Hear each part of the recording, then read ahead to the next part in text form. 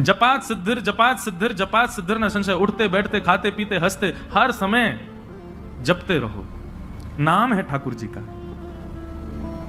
आपका गुरु मंत्र जो है, गुरु श्लोक, गुरु मंत्र जो आपको मिला है, या द्वादशाक्षर मंत्र है, जो मंत्र की विधि है, उसके लिए तो आपको आसन चाहिए, स्वच्छता चाहिए, एक जगह बैठना, मन एकाग्र होना, ये सब चाहिए। पर नाम तो आप हर समय जप सकते, हर समय, हर क्षण। तो वैष्णव की सबसे पहली निष्ठा है नाम निष्ठा। इसलिए नाम को प्रारंभ कीजिए। अच्छा, नाम के प्रति 2-3 बातें ध्यान रखिएगा। नाम जपना भी एक सेवा है, और जैसे मंदिर की ठाकुर जी की सेवा है ना, उसमें अपराध नहीं होना चाहिए, उसमें लगन होनी चाहिए, उसमें तत्परता होनी चाहिए, उसमें स्वच्छता, शुद्धता और हृदय में प्रसन्नता होनी चाहिए। ठीक वैसे नाम भी एक सेवा है। जब आप कृष्ण बोलें तो आपके चित्त में त्रिभंग लली वरहा पीड़म नटवर वपुः कर्णयो कर्णकारम कस्तूरी तिलकम ललाट पटले वक्षस्थले कौस्तुभम नासाग्रे वरमुक्ति कंतर तले वेणु करे कंकणम सर्वांगे हरिचंदनम सुललितम कंठे च मुक्तावली गोप स्त्री परिवेष्टितो विजयते गोपाल चूड़ामणि। कृष्ण कहते ही आपके चित्त में गोपाल जी प्रकट हो जाएं, उनके मधुर रूप का दर्शन होने लग जाए। श्री राधा कहते ही अति सुकुमारी अति सुकोमला हमारी वृषभानु नंदिनी किशोरी जी की झांकी आ जाए, और फिर उस नाम को ही कभी इत्र मान करके, उस नाम को ही पंचामृत मान करके, उस नाम को ही वस्त्र मान करके, उस नामी की ही श्रृंगार करो, सेवा करो, माला पधराओ, सुंदर नाम से ही आरती करो, नाम का ही प्रसाद भोग अर्पित करो।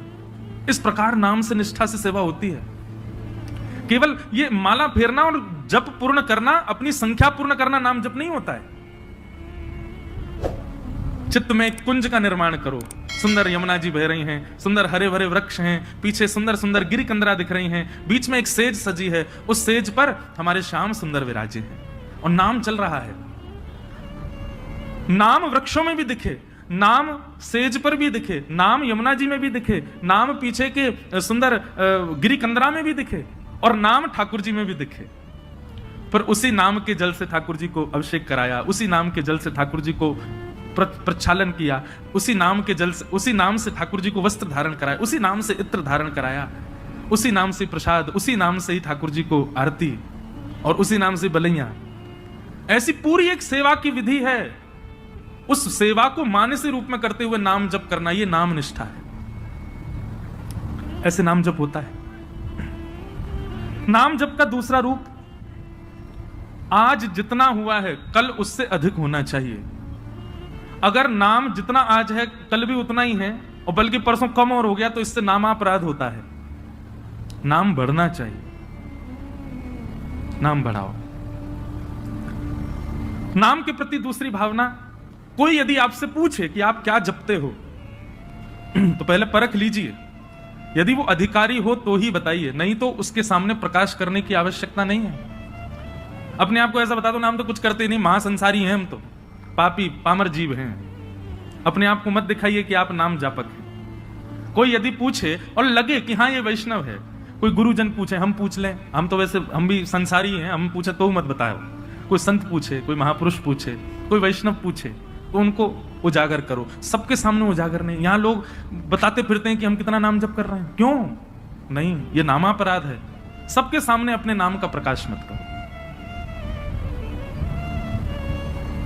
भाई, अगर किसी भाव से आपका प्रेम बढ़ रहा है, उस भाव को गोपनीय रखो ना, उसको प्रकाश करने की आवश्यकता क्या है। तो नाम में इस बात का ध्यान रखें कि अगर कोई व्यक्ति, अयोग्य किसी को मत मानो, लेकिन यदि आपको अनुभव हो जाए कि ये वैष्णव भाव में नहीं है, बस ऐसे चलते फिरते पूछ रहा है, तो उसके सामने अपने आप को मूर्ख ही घोषित करो। ये मत बताओ कितना नाम जपते, नहीं तो नामापराध होता है। तो सबसे पहली वैष्णव की निष्ठा होती है नाम निष्ठा। वैष्णव की दूसरी निष्ठा होती है तुलसी निष्ठा। उसके तन पर यदि तुलसी स्पर्श नहीं है तो ठाकुर जी उसके हाथ से सेवा तो बहुत दूर की बात है, जल भी स्वीकार नहीं करेंगे। इसलिए आपके तन पर तुलसी स्पर्श होना बहुत आवश्यक है। यह वैष्णव की दूसरी निष्ठा है। कई लोग पूछते हैं तुलसी धारण करने के लिए, आप लोग धारण कर लीजिए।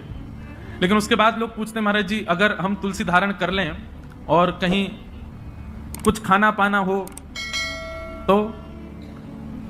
तुलसी धारण करने के बाद में एक नियम का पालन आपको निश्चित रूप से करना है कि कुछ भी खान पान ऐसा नहीं करना जिससे तुलसी का अपराध बने।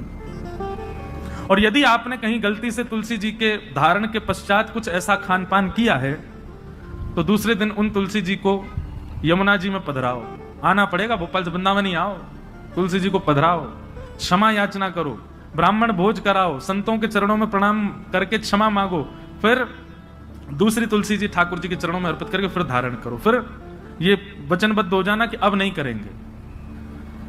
एक व्यक्ति मुझसे बोला, बोले महाराज जी जब खाते पीते हो उस समय उतार दें, खान पान करके फिर पहन लें।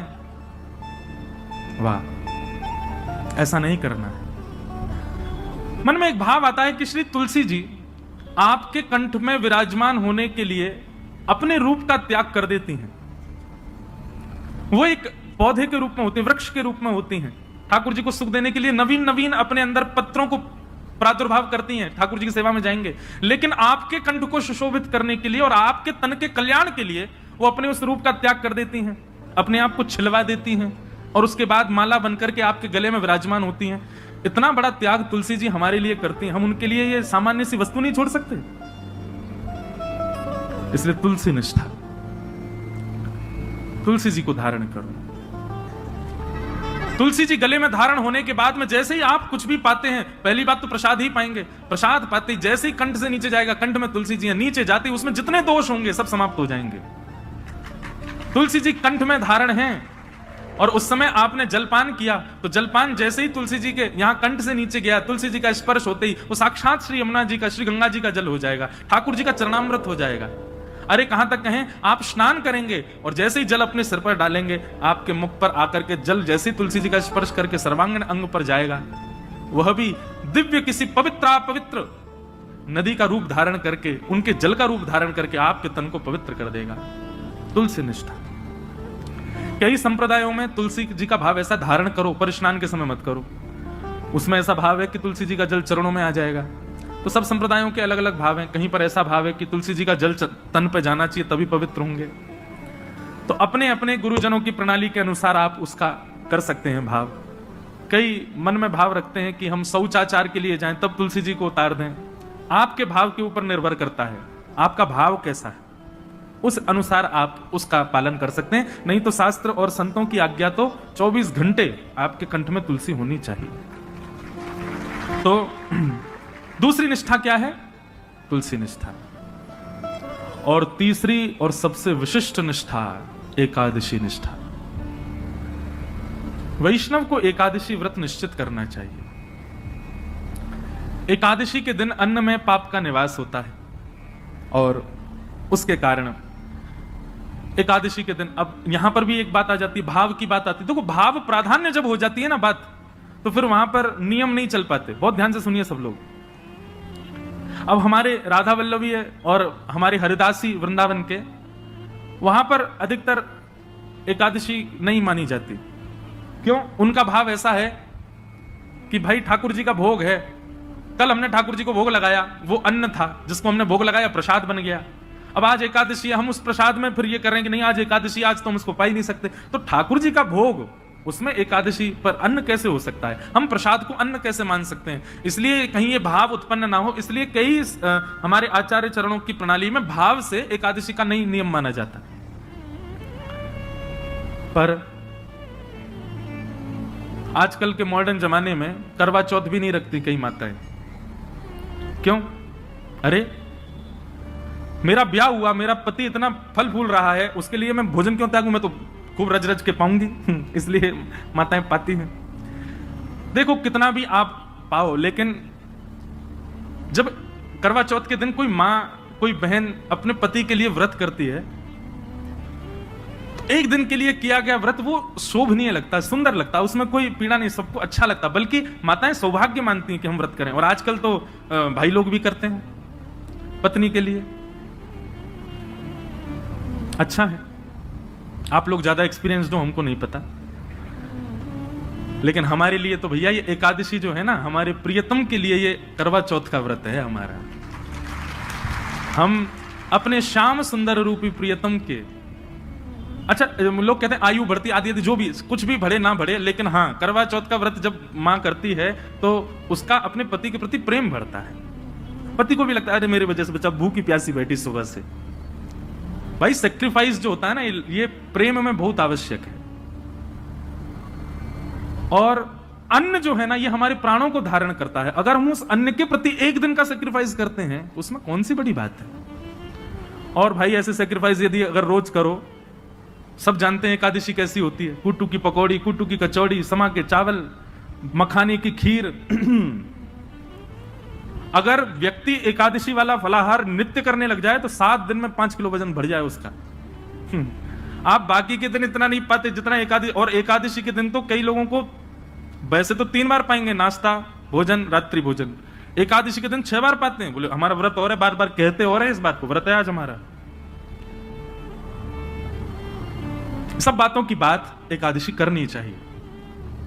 और उसके पीछे भाव क्या है, हम अपने प्रियतम के लिए बस हमारा भक्ति में प्रेम बढ़े, हमारी प्रेम लक्षणा भक्ति बढ़े, हमको वो और प्रिय लगे, उसके लिए हम व्रत कर रहे हैं। अन्न जल का त्याग करके, फलाहारी होकर के व्रत कर रहे हैं। पर हम एक बात आपसे निवेदन करें, एकादशी में कुछ चीजें और मिलाइए।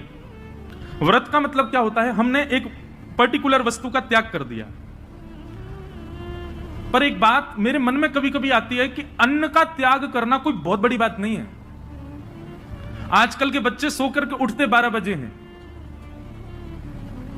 और 12 बजे उठते हैं तो फिर भोजन पानी उनका ऐसे ही अस्त व्यस्त ही रहता है। आजकल के बच्चे एक समय ही भोजन कर लें वही बहुत है। तो भोजन का त्याग करना कोई बहुत बड़ी बात नहीं है। कई लोग बिना भोजन के भी निकल जाते हैं, बिना भोजन के भी रह लेते हैं। ये उस समय बड़ी बात थी जब और साधन नहीं थे, जब हमारे पास में टीवी नहीं था, हमारे पास में फोन नहीं था, इंटरनेट नहीं था, ये सारी आधुनिकताएं नहीं थी। तब मानव का एक ही काम था, काम करो भोजन पाओ, काम करो भोजन पाओ। भोजन ही सब कुछ होता था। उन कालों में उस भोजन को त्यागने के लिए व्रत की विधा बनाई गई।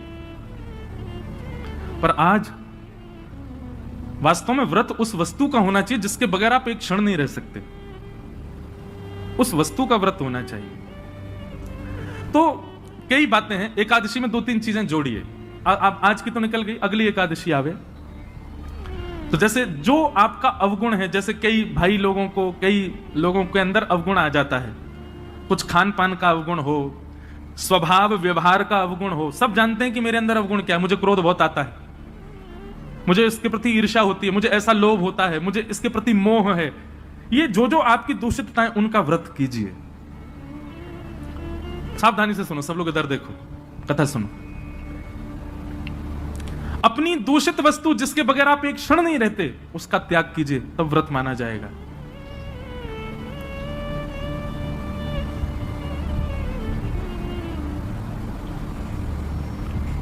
निकालिए, लिस्ट बनाइए, ऐसे कौन कौन सी वस्तुएं हैं जिनके बगैर आप एक क्षण नहीं रह पाते। संसारी वस्तु, उसका व्रत कीजिए, एक दिन व्रत कीजिए। अगली एकादशी पर नियम बनाओ। सबसे ज्यादा तो फोन ही है भैया, उसके बिना ही नहीं रह पाते हम। अगली एकादशी प्रयास करके देखो। हम अपने ऊपर इसलिए लागू नहीं कर सकते, हम तो सफर में रहते हैं, इधर उधर आना जाना लगा रहता है, तो कुछ ना कुछ काम रहते हैं, तो इसलिए हम वो तो नहीं करते। फिर एकादशियों पर इंद्रियों की एकादशी करो, जैसे नेत्रों की एकादशी। नेत्रों की एकादशी मतलब आज नेत्रों से केवल और केवल ठाकुर जी और ठाकुर जी के भक्तों का दर्शन करेंगे। ठाकुर जी का दर्शन और ठाकुर जी के भक्तों का दर्शन। तो एकादशी के दिन बस लगे हैं, अब नहीं जा सकते वृंदावन तो फोन पे ही दर्शन करो। राधा वल्लभ जी, राधा रमण जी, श्री वृंदावन बिहारी लाल जी, गोविंद देव जी, गोपीनाथ जी, द्वारिकाधीश जी, बद्रीनाथ जी, सुबह से लगे दर्शन करने में। और वैष्णवों का दर्शन करो, चुन करके निकाल के अपनी बाइक गाड़ी जाओ, संतों के यहां जाओ, वैष्णवों के यहां जाओ, जाकर के उनको प्रणाम करो। एकादशी ऐसे व्यतीत करो। नेत्रों की एकादशी। कानों की एकादशी क्या? आज इन कानों से केवल भगवत चर्चा सुनेंगे।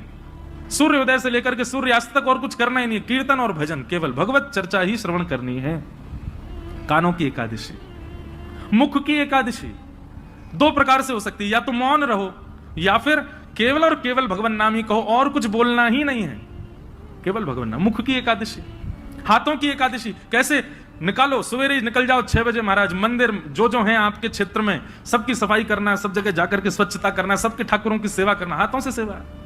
पैरों की एकादशी, प्रदक्षिणा करो, परिक्रमा, गैया की परिक्रमा, माता पिता की परिक्रमा, मंदिरों की परिक्रमा। ऐसे भैया अपने तन से एकादशी करो, केवल अन्न छोड़ने मात्र से काम। ये आगे की विधा है, पहले अन्न से ही शुरू कर लो, पर शुरू करो। ये 3 निष्ठाओं का यदि आपने पालन कर लिया तो दावे से कह रहे हैं अंतिम श्वास से पूर्व ही ठाकुर जी का निश्चित दर्शन होगा, निश्चित ठाकुर जी अनुग्रह करेंगे। और भाई प्रयत्न तो करने पड़ेंगे, बिना प्रयत्न के ठाकुर जी तो नहीं मिल रहे। हम इतने बड़े भक्त तो है नहीं कि ठाकुर जी बेचारे हो कहे कछु ना करे आज में ले आओ याते, कछु तो करो। ऐसे तो कछु जीवन में लाओ जैसे लाल जी आप सो प्रसन्न हो, आवे आपके समीप। और एक बात मैं आपसे कहूं, पाव भाजी खा लो बाहर किसी ढकेल पर, 20 रुपए का मिल जाएगा। वही पाव भाजी 5 स्टार होटल में खाओ 500 रुपए का। क्यों? प्रस्तुतिकरण में भेद है। ऑफरिंग, वो ऑफर करने का नतीजा है कि वहां महंगा है, यहां सस्ता है। ठीक वैसी भक्ति भी है। एक लोटा जल लिए, उसी में तुलसी डाल दी, उसी में चावल डाल दी, उसी में रोली डाल दी, उसी में चीनी डाल दी, उसी में सब डाल दी, जा गए शंकर जी पर चढ़ा के और नियम करके त्रिपुंड लगा के बेलपत्र चढ़ा के सिर पे लेके आ गए। एक तो ये ऑफरिंग है और एक दूसरी ऑफरिंग है, सारी सामग्री बढ़िया सुंदर सजा करके लेकर के गए, एक एक करके एक एक सामग्री शंकर जी पर चढ़ा रहे हैं, सुंदर कोमल हाथों से शंकर जी के सुंदर अभिषेक कर रहे हैं, और उसके बाद में सुंदर इत्र लगा करके त्रिपुंड लगा करके प्रणाम करके खूब देर रज रज के भाव से करके आ रहे हैं। दोनों में अंतर है कि नहीं? भक्ति में प्रस्तुतिकरण देखिए आप कैसे प्रस्तुत कर रहे हो। केवल करना है ये नहीं, इससे बढ़िया तो मत ही करो। केवल एकादशी करनी है, हमको अन्न नहीं खाना, लेकिन पूरे नाक में दम कर दिया घर के में, जे बनाओ जे बनाओ, भूख लगी है केला लाओ, ये बनाओ ये करो। ऐसी क्या फायदा? एकादशी एकादशी जैसी दिखनी चाहिए, उसका प्रस्तुतिकरण ऐसा रखो। ये जो भाव हम आपको बता रहे हैं, हम तो 10% बताएंगे, बाकी आपको विचार करने पड़ेंगे। अब अगली एकादशी होगी, उसमें क्या करना चाहिए जिससे ठाकुर जी प्रसन्न हो। क्योंकि एकादशी के दिन ठाकुर जी दोनों नेत्र खोल करके सब पर दृष्टि डाल करके सबकी क्रियाएं चेक करते हैं। एक प्रकार से ये समझ लीजिए एकादशी अवसर है, 15 दिन में जो आपने किया उससे निवृत्त होने का अवसर है। इसका मतलब ये नहीं कि 14 दिन सब आपने किए, बोले एकादशी आई रही है सब बढ़िया कर लेंगे उस दिन। अवसर है, अवसर मिला, अब अगले दिन से प्रयास करें कि अब दूषित नहीं करना है। बहुत सारे भाव है, मैं तो बोलते ही चला जाऊंगा। हमारे गुरुदेव एक बात कहते हैं कि भाव थोड़े कह करके और फिर आगे बढ़ो। मैंने कहा क्यों गुरुजी, पूरा प्रस्तुतिकरण ही कर? बोले नहीं, कुछ गृह कार्य रहने दो ना, उनको भी सोचने दो, श्रोताओं को भी। तो अब आगे की चीज आप विचार करो। ये 3 निष्ठाएं हैं, इन तीनों निष्ठाओं में एक चीज का ध्यान रखना है, प्रस्तुतिकरण। नाम जप कितना कर रहे हैं ये जरूरी नहीं है, पर जितना कर रहे हैं कैसे कर रहे हैं ये आवश्यक है। तुलसी निष्ठा केवल गले में पहन करके डोल रहे हैं ये नहीं, तुलसी जी को धारण करके आप कितना मान सम्मान का ध्यान रख रहे हैं, कितने आचार विचार की शुद्धता कर रहे हैं ये आवश्यक है। एकादशी कर रहे हैं, पर एकादशी के दिन आपका व्यवहार, आपका स्वभाव, आपकी क्रियाएं कैसी हैं उसका ध्यान रखें। तो आज एकादशी है और आज हमारे वृंदावन के मुकुटमणि ठाकुर जी श्री राधा वल्लभ लाल जी को जिन्होंने प्रकट किया, ऐसे श्री हेतरवंश महाप्रभु, उनका प्रादुर्भाव हुआ, उनका प्राकट्य आज के दिन हुआ। बंधुओं, श्री महाप्रभु जी जो हैं ये वंशी के अवतार हैं, ठाकुर जी की वंशी। वृंदावन में 3 हरित्रयी हैं, 3 हरि हुए। कौन कौन? पहले हरिवंश महाप्रभु, दूसरे स्वामी श्री हरिदास जी और तीसरे हरिराम व्यास जी। ये हरित्रयी बोली जाती। और इन हरित्रयों के रूप क्या हैं? ललिता, विशाखा और वंशी। इन तीनों का अवतार ये तीनों हैं। आप सबको पता है, और नहीं पता है तो सुन लीजिए। अभी मेरी नासिक में कथा थी तो इतना मुझे सुख मिला। प्रथम दिन और अंतिम दिन 2 दिन में त्र्यंबकेश्वर दर्शन करने गया, क्योंकि मेरा नियम था कि 1 महीने तक मैं उस परिसर से बाहर नहीं जा सकता जहां कथा थी। तो वहां से महादेव का स्थान लगभग 30 किलोमीटर था। प्रथम दिन गया अनुष्ठान से पूर्व, तो जैसे ही मैं पहुंचा कितना सुख मिला। देखो वहां के सारे पुजारी जो अपने त्र्यंबकेश्वर भगवान के सेवाधिकारी, मैं जैसे ही पहुंचा तो मुझको लेकर के गए, बोले आप चलो गर्भगृह में अंदर प्रणाम करने। मैंने कहा नहीं भैया, देखो मैं खुद वीवीआईपीओं के कथाओं में जाकर के जो है उनकी बुराई निंदा कर देता हूं, खुद बन के जाऊं तो बड़ा विचित्र लगता है। तो नहीं नहीं, आपको चलना पड़ेगा। मैंने कहा देखो, खुद प्रयास करके जाना, उसमें हो सकता है कि गड़बड़ी हो, लेकिन कोई खींच के ले जा रहा हो तो फिर मना नहीं है। आप स्वयं प्रयास करके मत जाओ, लेकिन आपको पुजारी जी स्वयं ही खींच ले जाएं तो फिर दिक्कत नहीं है। कई लोग सोच रहे होंगे, बोले ठीक है तो फिर हम पुजारी जियों से ही अपने संबंध बना लेंगे, बढ़िया, उनसे कह देंगे देखो हम प्रयास नहीं करेंगे, तुम खींच लेना हमको। तो ले गए अंदर जाकर के महादेव के सामने कुछ स्तुति आदि की, उसके बाद पुष्प अर्पित किया और मेरा रोम रोम पुलकित हो गया। जैसे ही मैंने प्रणाम किया, सारे पुजारी एक स्वर में बोले बोलो श्री राधा वल्लभ लाल की। ये सुनते ही मेरा रोम रोम पुलकित। मैंने कहा आप लोगों ने, बोले नहीं, आपने कहा है ना कथा में कि श्री राधा वल्लभ जी जो हैं ये महादेव के ठाकुर जी, ये हमारे श्री महाकाल भगवान के निज ठाकुर जी हैं। जैसे हमारे निज के गोपाल जी, मेरे निज के श्री गिरधर लाल जी, ऐसे ही श्वेतद्वीप में उमा पार्वती और महादेव दोनों मिलकर के अपने निज ठाकुर जी की सेवा करते हैं। वही हैं श्री राधा वल्लभ लाल जी जो वृंदावन में विराज रहे हैं। ये महादेव के ठाकुर जी। आत्मदेव नाम के ब्राह्मण ने तपस्या करके महादेव को प्रसन्न किया। महादेव ने प्रसन्न होकर के कहा वरदान मांगो, क्या चाहिए ब्राह्मण देवता। तो आत्मदेव ब्राह्मण जो थे वो थोड़े से उनके अंदर ये था कि मैं ऐसा कोई रत्न मांग लूं जिससे मेरे जीवन में कोई अभाव ना रहे, मुझे धन की प्राप्ति होने लग जाए उससे। और आत्मदेव ब्राह्मण ने महादेव से कहा, बोले आपके पास जो सबसे बहुमूल्य रत्न हो वो मुझे दे दीजिए। महादेव ने जैसे ही सुना नेत्र सजल हो गए, बोले तुम सब दुनिया मांग लो हमसे, लेकिन ऐसा मत कहो कि अपना बहुमूल्य रत्न दे दो, क्योंकि महादेव के बहुमूल्य रत्न तो श्री राधा वल्लभ जी हैं। महादेव ने जैसे मना किया, बोले रत्न मत मांगो, बाकी चाहे दुनिया की कोई वस्तु मांग लो। तो आत्मदेव ब्राह्मण को लगा रत्न बड़ा महंगा है, तभी देने से मना कर रहे हैं। चरणों में गिर गया, बोले चाहिए तो वही रत्न चाहिए जिसके लिए आप मना कर रहे हो, नहीं तो कुछ नहीं चाहिए। तब महादेव भाव नेत्रों से अश्रुपात हो रहे हैं, श्वेतद्वीप गए और जाकर के अपने त्रिभंग लली श्री राधा वल्लभ लाल जी को कंठ से लगाया और एक वस्त्र में ठाकुर जी को पधरा करके आए और आकर के उस आत्मदेव ब्राह्मण को प्रदान कर दिए। महादेव अंतर ध्यान हो गए। उसने तो उत्सुकता से जैसे ही वस्त्र हटा के देखा तो श्री राधा वल्लभ लाल जी खड़े थे। बट दुखी हो गया बेचारा, बोले मैंने तो रत्न मांगा था जी, ऊपर से सेवा और दे गए मुझको, तो वैसे ही खर्चा पूरा नहीं हो रहा घर का, अब इनको भी पधराना पड़ेगा सब कुछ। उनकी सेवा होने लगी। महादेव को बड़ी चिंता, मेरे ठाकुर जी की सेवा में सुख होना चाहिए। तब भगवान की वंशी महादेव ने उनको आज्ञा की, बोले आप सदा उनके अधर पर विराजमान रहती हो। और वंशी के मन में भी ये भाव रहता है कि ठाकुर जी मेरे कोमल छिद्रों को दबा करके मानो मेरी सेवा करते हैं, ठाकुर जी मेरी सेवा करते हैं। इससे वंशी को कई बार मन में ऐसा भाव आता है कि नहीं नहीं नाथ, मैं आपकी सेवा करूं, आप क्यों मेरी सेवा करते हैं। तो वंशी बड़ी कभी कभी व्याकुल रहती है कि मैं ठाकुर जी की सेवा करना चाहती हूं, पर ठाकुर जी देखो होठों की तकिया पे सुला करके अपनी कोमल उंगलियों से मेरे चरण दबाते हैं। मुझे कभी कभी बड़ा श्रम होता है इस भाव से। तो वंशी जी की इस चिंता को आज महादेव ने पूर्ण किया। बोले कि आप चिंता मत करो, आप चाहती हैं ना कि आप ठाकुर जी की सेवा करें, जाइए आप ही आचार्य चरण श्री हितहरिवंश महाप्रभु के रूप में पृथ्वी पर अवतरित होइए और जाकर के आत्मदेव ब्राह्मण के यहां से ठाकुर जी को ले जाकर के वृंदावन में विराजमान कर। तब भगवान की वंशी ही श्री हितहरिवंश महाप्रभु के रूप में पधारे और आकर के उन्होंने ठाकुर जी की सेवा। महाप्रभु जी का चरित्र बहुत सुंदर है, संपूर्ण तो नहीं पर कुछ कुछ भाव में आज भक्तमाल जी में पढ़ रहा था। अच्छा, हमारी जीवन की सबसे पहली भक्तमाल कथा है इसी वर्ष 19 से 26 अगस्त। हम भागवत कथा करते हैं और अभी साल में एक राम कथा का भी नियम हो गया है, एक एक ज्योतिर्लिंग में। पिछली बार सोमनाथ में थी, इस बार रामेश्वरम में है 24 दिसंबर से राम कथा। लेकिन हमारे वृंदावन के संत जनों की आज्ञा हुई कि लाला एक बार अब भक्तमाल जी में भी प्रवेश करो। मैंने महाराज जी मैं भक्तमाल जी तो कहता ही हूं कथा में। बोले नहीं, स्वच्छंद भक्तमाल जी की कथा करो। तो जन्माष्टमी के अवसर पर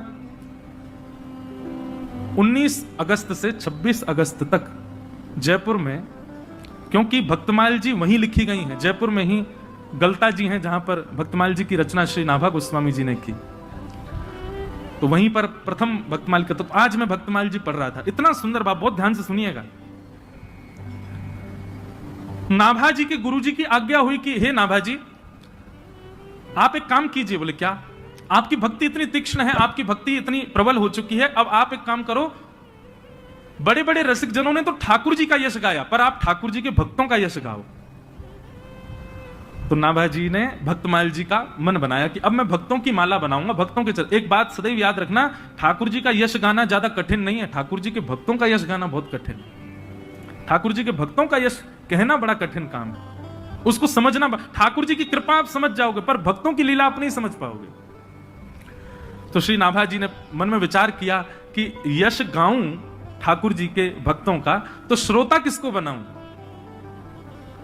तो श्री नाभा गोस्वामी जी ने मन में विचार किया कि भगवान का यश भक्त सुनते हैं, तो भक्तों का यश ठाकुर जी सुनेंगे। और 24 अवतारों का सबसे पहला स्मरण किया नाभाजी ने।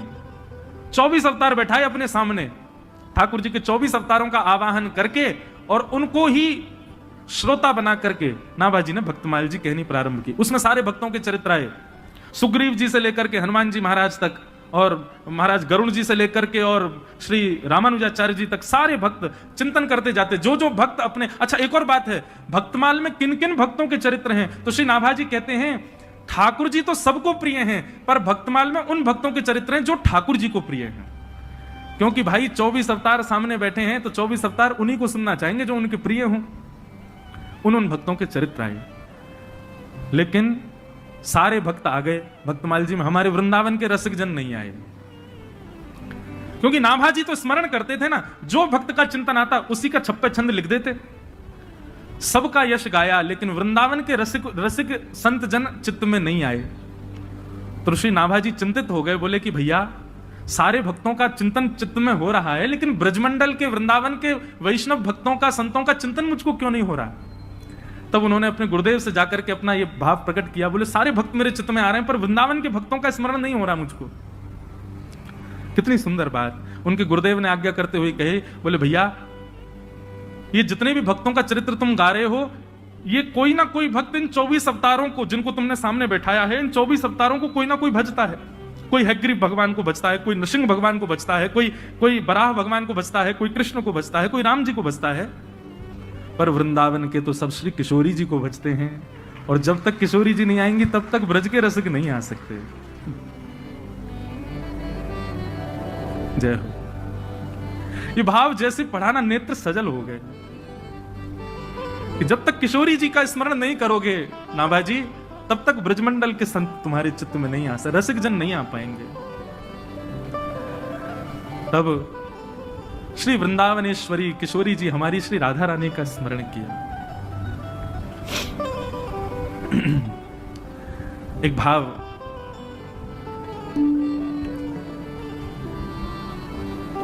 श्री किशोरी जी के लिए व्यासपीठ से प्रकट किया, आओ उसी को कह करके चले आगे।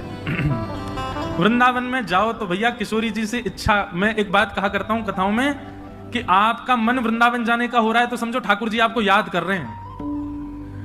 आप भोपाल स्टेशन से ट्रेन में बैठ गए तो समझ जाना ठाकुर जी आपको याद कर रहे हैं। शताब्दी में जाओ, चाहे कौन सी भी ट्रेन में जाओ, यहां से निकल करके महाराज झांसी पहुंच गए तो समझ जाना ठाकुर जी याद, और जितना जितना वृंदावन के समीप पहुंचो समझना ठाकुर जी उतना ज्यादा याद कर रहे हैं। झांसी से फिर ग्वालियर पहुंच जाओ, मुरैना और सब पार करते हुए आगरा पहुंच जाओ, समझ जाना ठाकुर जी याद कर रहे हैं। लेकिन जैसे ही मथुरा पहुंचो और मथुरा में जाकर के रिक्शा में बैठ करके जैसे ही वृंदावन जाने लग जाओ तो भी समझना ठाकुर जी याद कर रहे हैं। लेकिन वृंदावन की सीमा में प्रवेश करते ही अपने मन को सांत्वना देते हुए कहना ठाकुर जी नहीं, श्री जी याद कर रही थी।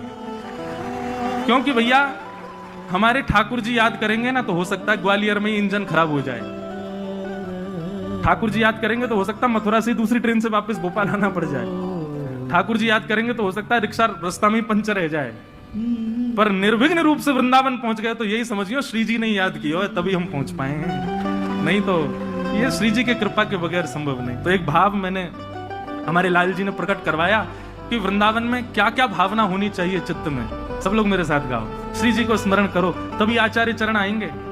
आज तीसरा दिन है कथा का, अब श्री जी आएंगी तो ब्रज के भाव अपने आप आएंगे। राधिका रानी जी, वृषभानु दुलारी जी, राधिका रानी जी, वृषभानु दुलारी जी, राधिका रानी। जो एक बात सुन लो, जो ताली बजा के नहीं गाएगा उसको अपने बगल वाले की सौगंध है, और जो ताली बजा के नहीं गाएगा उसको ये लगे बगल वाला मेरा शत्रु, मैं तो बिल्कुल नहीं बजाऊं, अगले जन्म में तुम्हारा ब्याह नहीं होगा। देखो खूब प्रेम से भाव से हमारी श्री जी को याद करो तो भैया निमग्न हो जाओ, भले ही नेत्र मत खोलो, नेत्र बंद करके वृंदावन का स्मरण करते हुए गाओ।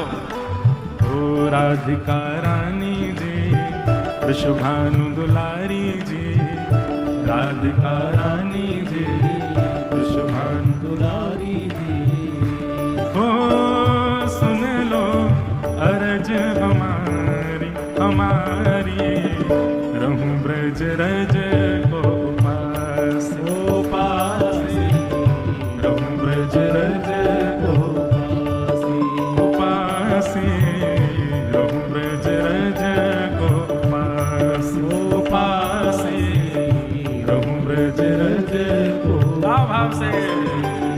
राधिका रानी जी, विश्वभानु दुलारी जी, राधिका रानी जी, विश्वभानु दुलारी जी, ओ सुन लो अरज हमारी हमारी, रहूं ब्रज रज को पास पास, रहूं ब्रज रज को पास, रहूं ब्रज रज को पास पास, रहूं ब्रज रज को। बोल राधा रानी की, बरसाने वारी की।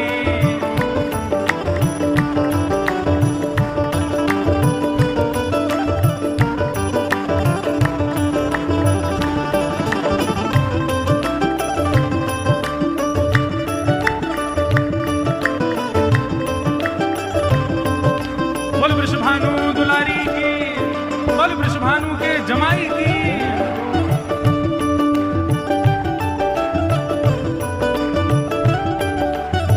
देखो इस पद में तीन बातें हैं, वृंदावन की मंगला कैसी होनी चाहिए, वृंदावन का मध्य दोपहर कैसी होनी चाहिए, और वृंदावन की शाम कैसी हो। तीनों बातें सुनो।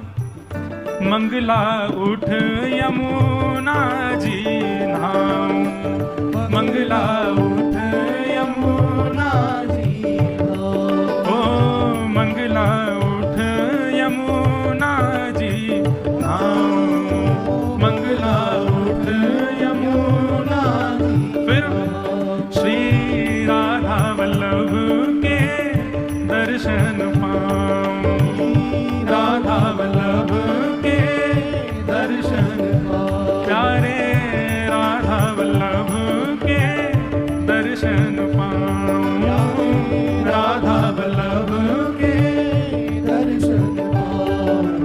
ओ कीरत सुत प्यारी जी, विश्वभानु दुलारी जी, कीरत सुत प्यारी जी, विश्वभानु दुलारी जी, ओ सुन लो अरज हमारी हमारी, रहूं ब्रज रज को पास पास, रहूं ब्रज रज को पास, रहूं ब्रज रज को पास पास,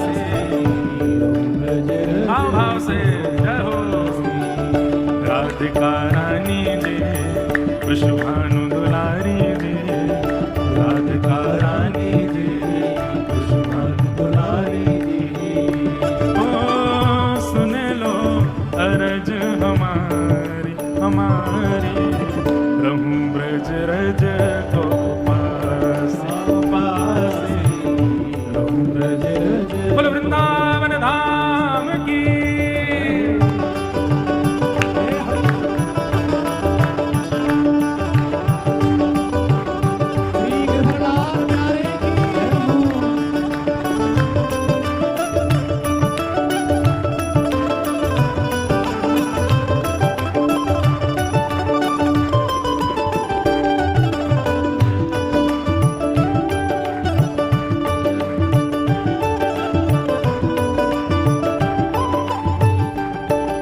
अब मंगला में क्या करना, यमुना जी नहाओ, राधा वल्लभ जी के दर्शन करो।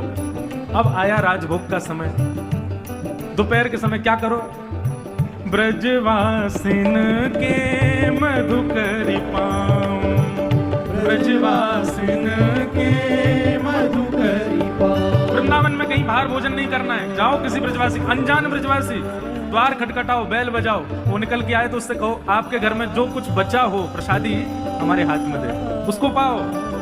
अरे भैया, जिन ब्रजवासी के घर में जबरदस्ती घुस घुस के ठाकुर जी भोजन करते हैं, हम तो मांग के पा सकते हैं ना, पाओ। ब्रजवासिन के मधुकरी पाऊं, ब्रजवासिन के मधुकरी पाऊं, ओ ब्रजवासिन के मधुकरी पाऊं, ब्रजवासिन के मधुकरी। उसके बाद श्री राधा रमण के दर्शन पाऊं, राधा रमण के दर्शन पाऊं, प्यारे राधा रमण की झांकी पाऊं, राधा रमण की झांकी पाऊं।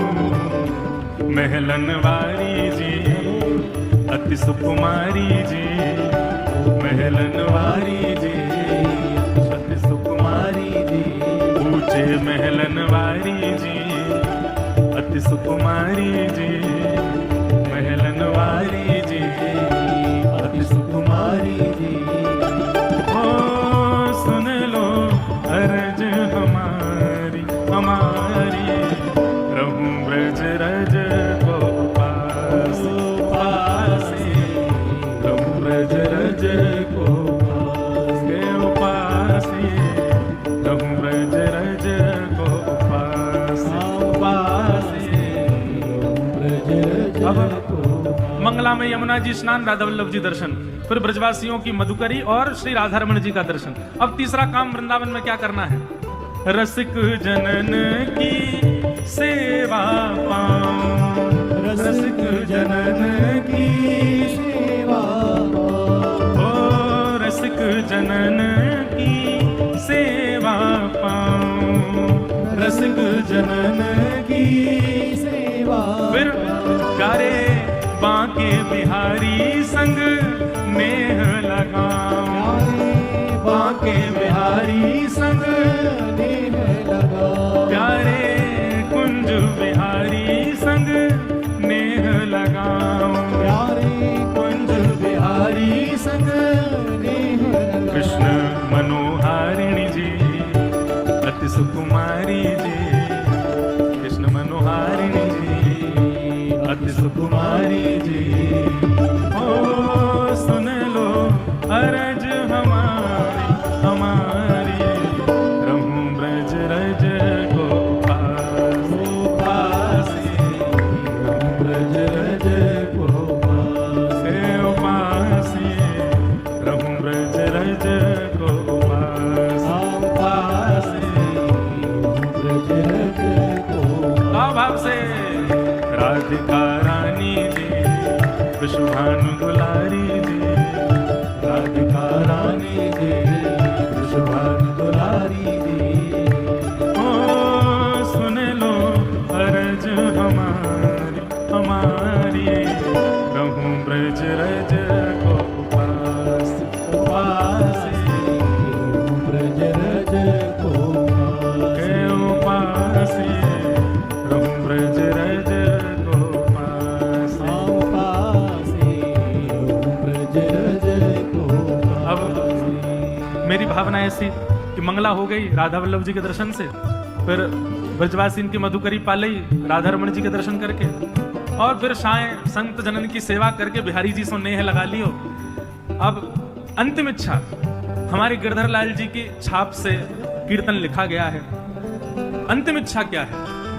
ये मधुकरी पाकर के, संतन की सेवा करके, यमुना जी में स्नान करके, तीनों ठाकुरन के दर्शन पाके चाहते क्या हो? तो ये अंतिम भाव, गोवर्धन पर्वत पे राजो, गोवर्धन पर्वत पे राजो, गोवर्धन पर्वत पे राजो। हे श्यामा जी, हमारी इच्छा ऐसी है, इन तीनों के ये काम करते भय हम गिरिराज जी जावें। और जब गोवर्धन की परिक्रमा करें तो श्री गिरी कंदरा में आपके हमको दर्शन है जाएं। गोवर्धन पर्वत पे राजो, और श्यामाजू आप अकेली मतइयो तो हमारे नेक्स्ट से गिरधर लाल जी हैं, इनके संग पधारियों। गिरधर लाल संग दर्श करा दो, गिरधर लाल संग दर्श करा, प्यारे गोवर्धन पर्वत पे राजो, गोवर्धन पर्वत पे राजो, प्यारे गिरधर लाल संग दर्श करा, गिरधर लाल संग दर्श करा। कृपा अभिलाषी जी अरज हमारी जी, कृपा अभिलाषी जी अरज हमारी जी, सुन लो अरज हमारी हमारी, रहूं ब्रज रज को पासी उपासी, रहूं ब्रज रज को पासी उपासी, रहूं ब्रज रज को पासी उपासी, ब्रज रज को पासी। राधिका रानी जी विश्वभानु दुलारी जी, राधिका रानी जी विश्वभानु दुलारी जी, हाँ सुन लो अरज हमारी हमारी, रहूं ब्रज रज को पासी, रहूं ब्रज रज को पासी, रहूं ब्रज रज को पासी, रहूं ब्रज रज को पासी। मन भूल मत जइयो राधा रानी के चरण, मन भूल मत जइयो राधा रानी के चरण, ओ राधा रानी के चरण, श्याम प्यारी के चरण, राधा रानी के चरण, श्याम प्यारी के चरण, राधा रानी के चरण, वृषभानु दुलारी के चरण, राधा रानी के चरण, भाव से मेरे मन भूल मत जइयो राधा रानी के चरण, मन भूल मत जइयो राधा रानी के चरण। ओ वृषभानु की किशोरी सुन गैया हूते भोरी, वृषभानु की किशोरी सुन गैया हूते भोरी, प्रीत जान के हूँ थोड़ी तोहे राखेगी शरण, प्रीत जान के हूँ थोड़ी तोहे राखेगी शरण, हाँ प्रीत जान के हूँ थोड़ी तोहे राखेगी शरण, प्रीत जान के हूँ थोड़ी तोहे राखेगी शरण। मेरे मन भूल मत जइयो राधा रानी के चरण, मन भूल मत जइयो राधा रानी के चरण, मेरे मन भूल मत जइयो श्यामा प्यारी के चरण, भूल मत जइयो राधा रानी के चरण, ओ राधा रानी के चरण, श्यामा प्यारी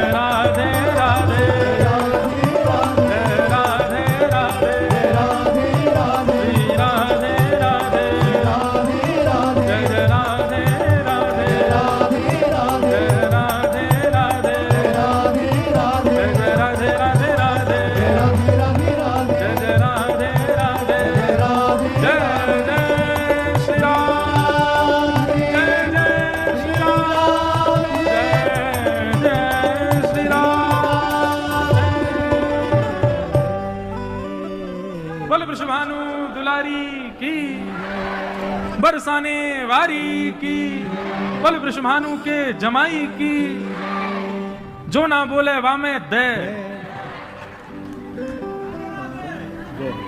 तो नाभा गोस्वामी जी बोले सारे भक्तों का चिंतन हो रहा है लेकिन ब्रज के भक्तों का चिंतन नहीं हो रहा। तब उनके गुरुदेव ने आज्ञा की, बोले तुमने 24 भगवान के अवतारों का आह्वान कर लिया तो जो 24 अवतारों को पूजते हैं उनके तुमको चिंतन हो रहे हैं, पर भैया ये ब्रजवासी हैं, ये तो केवल एक ही को पूजें। कौन को? बोले वृषभानु दुलारी को, श्यामाजू को। जब तक किशोरी जी का स्मरण नहीं करोगे, किशोरी जी का आह्वान नहीं करोगे, तब तक ब्रज के रसिक संतों का स्मरण नहीं हो सकता। हमारे ब्रज में गांव में हमारे माई श्यामाजू को राज। कैसी श्यामाजू? बोले जाके अधीन सदा ही सांवरो, जाके अधीन सदा ही सांवरो, या ब्रज को सिरताज। हमारे माई श्यामाजू को राज। आहा, तब नाभा जी ने श्री किशोरी जी का स्मरण किया और किशोरी जी का स्मरण करते ही सबसे पहले उनके चित्त में जो स्मृति आई वो थी श्री हित हरिवंश महाप्रभु। उन्हीं का ही चिंतन आया जिनका आज उत्सव है। और श्री नाभा जी ने महाप्रभु जी का चरित्र वर्णन किया। थोड़े थोड़े भाव कुछ में कह करके महाप्रभु जी को हम प्रणाम कर लें। आचार्य चरण का जन्मोत्सव है। हमारे वृंदावन के पास में बाद गांव में उनका प्रादुर्भाव हुआ। बंधुओं, जन्म से ही बालक, एक बात बहुत ध्यान से सुनो, सब लोग इधर देखो, बहुत सावधानी से सुनिएगा। जन्म से ही बालक के लक्षण दिखने लग जाते हैं, कैसे होंगे। लेकिन एक बात मैं आपको स्पष्ट रूप से कह दूं, हर व्यक्ति को संसार में इसलिए भेजा गया है ताकि वो ठाकुर जी को प्राप्त कर सके। मुझे और आपको इस संसार में इसी भाव से ही भेजा गया कि हम अपने कर्मों से, हम अपने कर्तव्यों से, अपने व्यवहार स्वभाव आदि, हम सबको अधिकार है ठाकुर जी से मिलने का। पर धीरे धीरे धीरे धीरे हम संसार की माया में इतने फंस जाते हैं कि अपना मुख्य उद्देश्य भूल जाते हैं। सब पा लेते हैं लेकिन जिनको पाने के लिए आए थे वही नहीं पा पाते। इसका प्रत्यक्ष प्रमाण है, आप छोटे से बालक को देखो। आप छोटे से बालक के सामने डीजे बजा दो बहुत जोर से, क्या होगा? रो जाएगा, उसके अंदर से रुदन शुरू हो जाएगा। आज की 20, 22, 23, 25 साल की उम्र के बालक जिन जिन गानों पर नृत्य करते हैं, जिन जिन गानों पर नाचते हैं, ऐसे गाने आप 1 वर्ष तक के बालक के सामने खूब तेज आवाज में बजा दो, क्या होगा? वो भयभीत हो जाएगा, डर के मारे रोने लग जाएगा। कल रात्रि में भोपाल भ्रमण पर गया था, हमारे मुदगल जी लेकर के गए। ये बोले मुझे आपकी एक जगह कथा करानी। मैंने कहा कराओगे? तो जो नया रेलवे स्टेशन है वहां हम रात को गए करीब 10:30, 11 बजे। आहा, वहां पे सारे जो है आजाद परिंदे घूम रहे थे।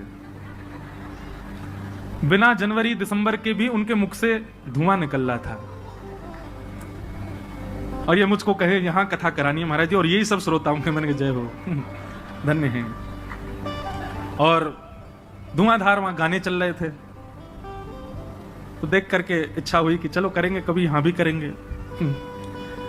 तो एक बालक का स्वभाव उससे ही पता चल जाता है कि वो ठाकुर जी से मिलन के लिए ही आया है। उसके सामने आप राधा राधा राधा करके देखो, वो हंसने लगेगा, उसको किलकारी आ जाएगी, खुश हो जाएगा, प्रसन्न हो जाएगा। और हर बालक, मुझे नहीं लगता संसार का ऐसा कोई बालक होगा जो बैठना सीख जाए और कुछ समय बाद आप कुछ गाओ और वो ताली ना बजाए। उसके हाथ निश्चित करताल बजाते हैं। उसका भगवत कीर्तन सुन के प्रसन्न होना और ये करताल बजाना इस बात को प्रमाणित करता है कि वो कहीं ना कहीं ठाकुर जी से संबंध है। पर धीरे धीरे धीरे धीरे फिर संसार के व्यसन भोगों में हम उसको लगाते, और बड़े होकर के उसको कथा में बैठने में भी शर्म आने लग जाती है, उसको तिलक लगाने में भी लज्जा होने लगती है, ताल बजाने में भी उसको बहुत लज्जा का अनुभव होता है। तो ये बात प्रमाणित है, एक बालक के रूप को देख करके लगता है कि हम सबको अधिकार दिया ठाकुर जी ने कि हम उनको प्राप्त कर सकें, पर माया के कारण हम नहीं कर पाते। हरिवंश महाप्रभु जी के, श्री हरिवंश महाप्रभु जी के चरित्र में आता है कि जब वो छोटे से थे तो कोई राधा बोल देता था ना, उनकी निद्रा खुल जाती थी, और निद्रा खुलते पालने में ही जोर जोर से किलकारियां भरते, ऐसे श्री महाप्रभु जी। और 6 महीने की अवस्था में, सब लोग इधर देखो, यहां देखो, कथा सुनो, 6 महीने की अवस्था में महाप्रभु जी ने पलना में पौढ़े पौढ़े, जैसे बालक कुल बुलाता है ना, कुल बुलाने का मतलब समझते हैं, नन्हा सा बालक कुल बुलाता है, उसके मुख से स्वर निकलते हैं, वो बड़े प्यारे होते हैं वो शब्द। ऐसे ही महाप्रभु जी 6 महीने की अवस्था में अपने पलना में पौढ़े पौढ़े कुल बुला रहे थे। और जब वो कुल बुला रहे थे तो उनके स्वर साधारण नहीं थे। उनके महाप्रभु हितरवंश महाप्रभु जी के ताऊ जी श्री नरसिंह आश्रय जी महाराज, नरसिंह आश्रम जी महाराज, उन्होंने जब ये स्वर सुना तो वो बोले कि ये बालक के सामान्य शब्द नहीं है। और उन्होंने ध्यान से जब शब्द सुने तो कलम लेकर के उसको लिखना प्रारंभ किया, जो स्वर बालक के 6 महीने की अवस्था में प्रकट हो रहे थे। और जब लिखते गए लिखते गए लिखते गए अंत तो गत्वा देखा तो श्री राधा रस सुधा निधि ग्रंथ तैयार हुआ, महाप्रभु जी के 6 महीने की अवस्था के स्वर से। उसी समय वो समझ गए ये बालक सामान्य नहीं है, साधारण नहीं है। हमें लगता आज का बालक भी कुछ ऐसा ही ग्रंथ का अवलोकन बोलता होगा, लेकिन माता पिता ओ ले करके उसको शांति कर देते हैं। और उसको, क्योंकि ये बात सामान्य नहीं है। वो बालक मदालसा कहते हैं, शुद्धोषि मुक्तोषि निरंजनोषि संसार मायाम परिवर्जितोषि संसार मायाम परित्यज्य निद्राम मदालसा वाक्य उवाच वालम। वो बालक परम शुद्ध है, वो ठाकुर जी के समीप होके आया है अभी अभी आपके घर पर। वो ठाकुर जी के मूल रूप को जानता है, ठाकुर जी का चिंतन उसको पता है। उस समय अगर वो कोई स्वर प्रकट कर रहा है तो निश्चित है उसमें कोई वेदवाणी निश्चित होगी, पर हम लोग इतने ज्ञानी नहीं, इतने ज्ञाता नहीं, इसलिए हमको पता नहीं चल पाता। तो 6 महीने की अवस्था में जो स्वर प्रकट हुए उन्हीं से ही राधा सुधा निधि, जो कि हमारे वृंदावन के राधा वल्लभियों का प्राण धन है, वो प्रकट हो गया। धीरे धीरे महाप्रभु जी बड़े हुए और आप श्री के पूज्य पिताजी महाराज श्री व्यास मिश्र जी, उनके यहां ठाकुर जी की सेवा थी। वो ठाकुर जी की सेवा करते थे और आपके घर के ठाकुर जी का नाम श्री राधाकांत जी था। ठाकुर जी की सेवा पिताजी करते थे और नन्हे से श्री हितरवंश महाप्रभु वो बाहर आंगन में बालकों के साथ खेलते थे, कभी बगीचे में खेलते थे। लेकिन खेल कैसा था उनका, वो हमारे आपके जैसा खेल नहीं खेलते थे। तो वृक्षों से सुंदर पुष्प इकट्ठे करते, वृक्षों से सुंदर पत्र इकट्ठे करके उनकी सुंदर माला बनाते, उनके सुंदर सूत में बांध करके कुछ तैयार करते और फिर क्या करते, गांव में जाकर के एक गौर वर्ण के बालक को लेकर के आते, एक श्याम वर्ण के बालक को लेकर के आते, और श्याम वर्ण के बालक को तो श्याम सुंदर बना देते और गौर वर्णा बालक को किशोरी जी के रूप में तैयार कर। ये उनका खेल था। और फिर दोनों को तैयार करके और फिर दोनों को निहारते, नन्हे सी अवस्था में, 6-7 वर्ष की अवस्था में।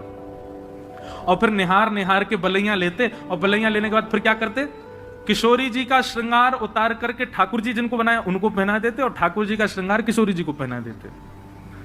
ऐसा उनका खेल विलास था। लेकिन बंधुओं, उनका भाव इतना सुदृढ़ था कि आज उन्होंने जैसे ही गौर वर्ण के बालक को श्याम सुंदर माने किशोरी जी को ठाकुर जी का श्रृंगार किया और श्याम वर्ण के बालक को जब किशोरी जी का श्रृंगार किया, उसका भाव यह परिलक्षित हुआ कि उनके पिताजी जैसे ही अपने घर के ठाकुर जी के दर्शन करने के लिए गए, भोग उठाने के लिए गए, पर्दा हटाते ही देखा तो श्री राधाकांत प्रभु ने भी अपना श्रृंगार बदल लिया।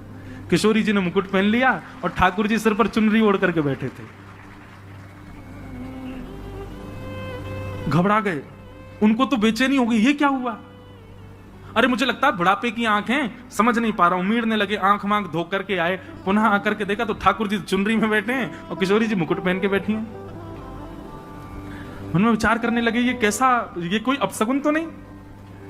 बस किसी से पूछने के लिए मंदिर से निकल के बाहर भागे तो बाहर बगीचे में देखा कि हरिवंश जी 2 बालकों की प्रदक्षिणा कर रहे हैं और जाकर के देखा तो क्या पाया कि श्याम वर्ण के बालक ने तो चुनरी पहन रखी है और गौर वर्ण के बालक ने मुकुट पहना है। देखते ही समझ गए, बोले ओहो, मेरे इस बालक की भक्ति की श्रेष्ठता इतनी हो गई कि वो बालकों के साथ श्रृंगार करता है और प्रत्यक्ष ठाकुर जी उसकी सेवा स्वीकार करते हैं। ये सामान्य बालक नहीं।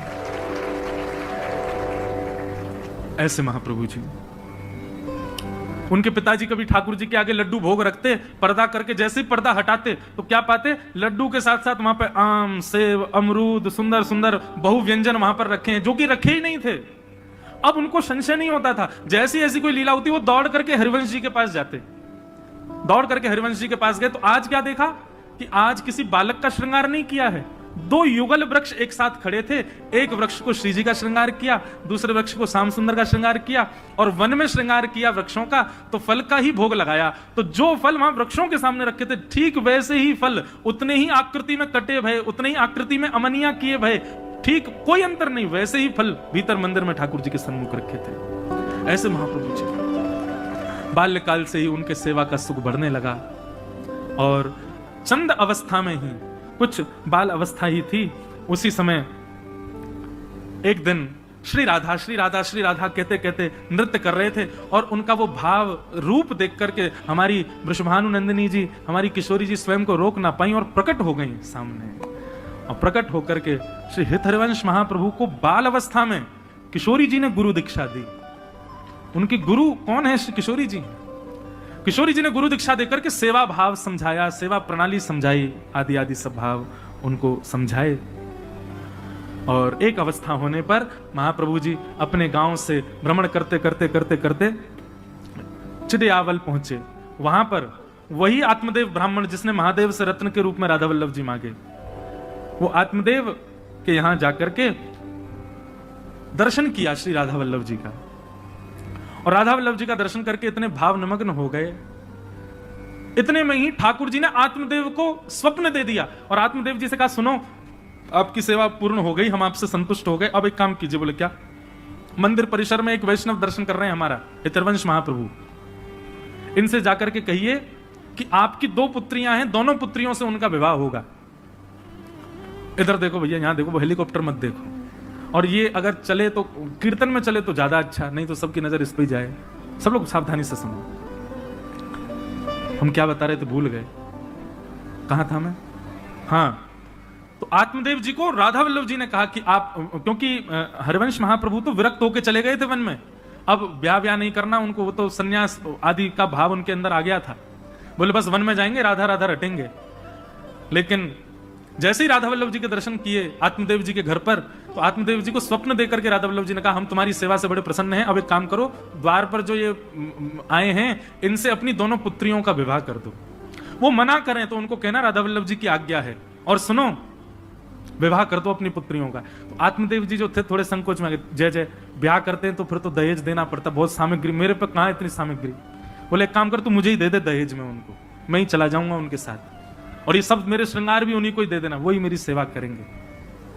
और आत्मदेव जी ने आज्ञा की, ठाकुर जी ने आज्ञा की, ऐसा कहा तो महाप्रभु जी ने स्वीकार किया, दोनों पुत्रियों के साथ विवाह किया, और श्री राधा वल्लभ जी को उपहार रूप में अपनी गोद में लेकर के श्री वृंदावन पधारे। और वृंदावन में मदन टेर एक स्थान है, वहां आकर के श्री राधा वल्लभ जी को विराजमान किया। कालांतर में ठाकुर जी का मंदिर निर्माण हुआ, फिर उसमें ठाकुर जी विराजमान हुए। बोलो श्री राधा वल्लभ लाल की, श्री हितरवंश महाप्रभु के, प्यारे वृंदावन धाम की। इसीलिए हम सप्तनिधि के पद में गाते हैं, आतुर हित हरिवंश पुकारो, श्री राधा राधा नाम। आतुर हित हरिवंश पुकारो, श्री राधा राधा नाम। हे आतुर हित हरिवंश पुकारो, श्री राधा राधा नाम। आतुर हित हरिवंश पुकारो, श्री राधा राधा नाम। हे सघन कुंज यमुना तट आयो, सघन कुंज यमुना तट आयो। मदन टेर वृंदावन आयो, मदन टेर वृंदावन आयो। प्यारो राधा वल्लभ लाल, वृंदावन प्यारो वृंदावन, वृंदावन प्यारो वृंदावन। हे श्री वृंदावन मेरो वृंदावन, वृंदावन मेरो वृंदावन। सघन कुंज यमुना तट आयो, सघन कुंज यमुना तट आयो। प्यारो राधा वल्लभ लाल, वृंदावन मेरो वृंदावन, वृंदावन मेरो वृंदावन। हे श्री वृंदावन प्यारो वृंदावन, वृंदावन प्यारो वृंदावन। बोल राधा वल्लभ लाल की। ऐसे हमारे वृंदावन के मुकुटमणि श्री राधा वल्लभ लाल जी, जिन आचार्य चरण के द्वारा पधराए गए, जिन आचार्य चरण के द्वारा वहां पर विराजमान किए गए ऐसे श्री हितरवंश महाप्रभु जिनका आज प्रादुर्भाव दिवस है, उन आचार्य चरणों के पावन चरण कमलों में हम इस भाव से प्रणाम करते हैं कि हे आचार्य चरण, आप हम पर कृपा करें। श्यामा जी आपकी गुरु हैं, आप श्री राधा वल्लभ लाल जी को वृंदावन में लाकर के वृंदावन की शोभा बढ़ा रहे हैं। आप कृपा करें, अनुग्रह करें, हम सब दासों के जीवन में भी श्री राधा वल्लभ जी कृपा करें। हमारे मन रूपी वृंदावन में, हमारे मन रूपी उस सघन कुंज में भी एक ना एक दिन ऐसे ही युगल स्वरूप आपकी कृपा से विराजमान हो, इस अभिलाषा से आचार्य चरणों में बारंबार प्रणाम।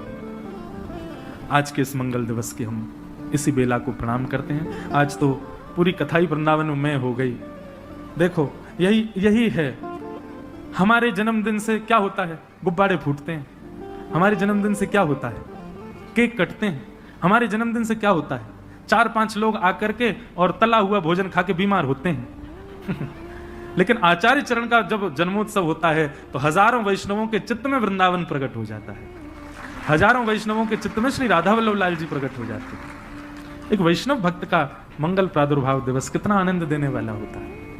बंधुओं, एक बार को ठाकुर जी के उत्सव भूल जाना, पर ये रसिक जन संतों के कभी उत्सव भूला मत करो। और इन उत्सवों पे जैसे आप जन्माष्टमी, रामनवमी पर ठाकुर जी का श्रृंगार विशेष करते हो, इन उत्सवों पर भी अपने ठाकुर जी का विशेष श्रृंगार किया करो। लेकिन वो तो तब हो ना जब जाने आचार्य चरणों को, उसके लिए सत्संग सुनो, वैष्णवों को सुनो, आचार्य चरणों के बारे में, उनकी तिथि कौन सी होती है, क्या होता है, इन सब का एक नियम बनाओ। ये भी एक वैष्णव नियम है। हम रामानुज संप्रदाय के, लेकिन हम जरूरी नहीं है कि केवल अपने संप्रदाय की बात, हम सारे संप्रदायों के आचार्यों को प्रणाम करते हैं। जिसके बारे में पता चलता जाता है उन सबको प्रणाम करता हूं। मेरे अंदर वो भाव नहीं कि केवल हमारे आचार्य सर्वोपरि हैं, पर ये सब आचार्य भी अनुग्रह करेंगे तभी कृपा होगी। और क्योंकि वृंदावन ब्रजवासी हैं भैया, तो ब्रजवासी तो सबरे संप्रदायन को, हमारे आचार्य तो साक्षात ठाकुर जी हैं। और ठाकुर जी को जो प्रसन्न कर दे, ठाकुर जी को जो लाड़ लड़ावे, वो सब हमको प्रिय है। इस भाव से हम आपको प्रणाम करते हैं। आइए आज के भागवत क्रम में प्रवेश करें।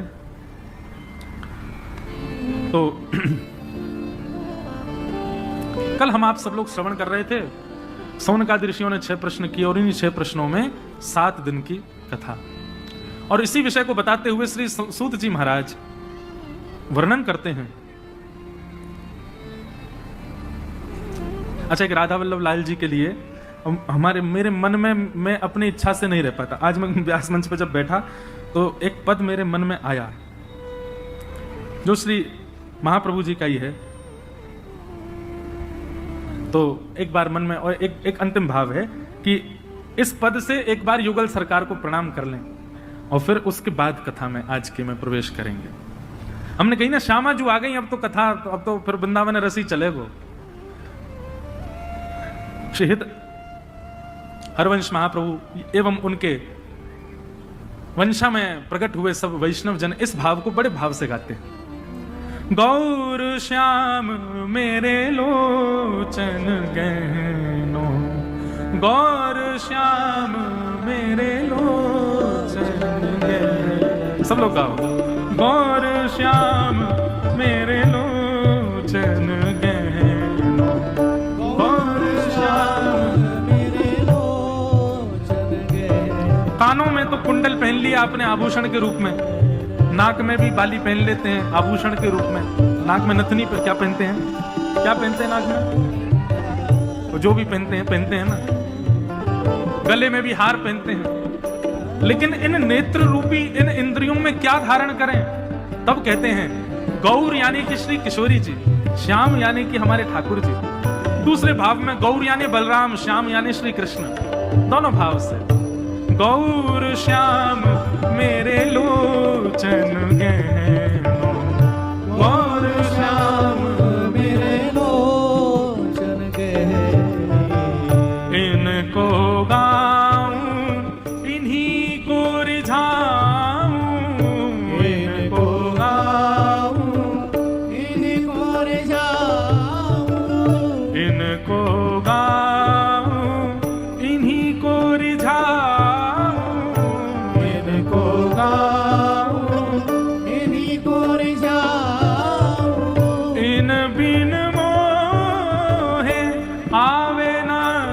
कहनो इन बिन मोहे आवे ना कहनो, इन बिन मोहे आवे ना कछु कहनो, इन बिन मोहे आवे ना कछु कहनो। हे गौर श्याम मेरे लोचन के, गौर श्याम मेरे लोचन कहनो, हे गौर श्याम मेरे लोचन के, गौर श्याम मेरे लोचन कहनो।